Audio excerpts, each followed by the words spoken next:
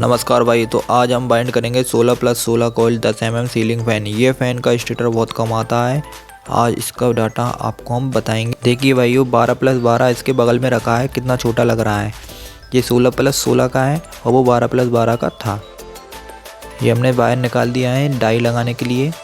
इसमें डाई 12 की बिल्कुल सेट आ रही है, मतलब इसमें कॉइल बढ़ गई हैं 4, लेकिन ये है 12 की।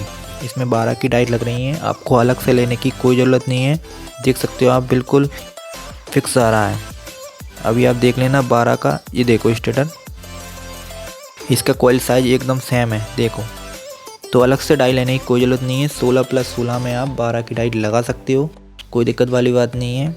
चलिए दोस्तों, अब इसको बाइंड कर लेते हैं और वीडियो को एंड तक देखना।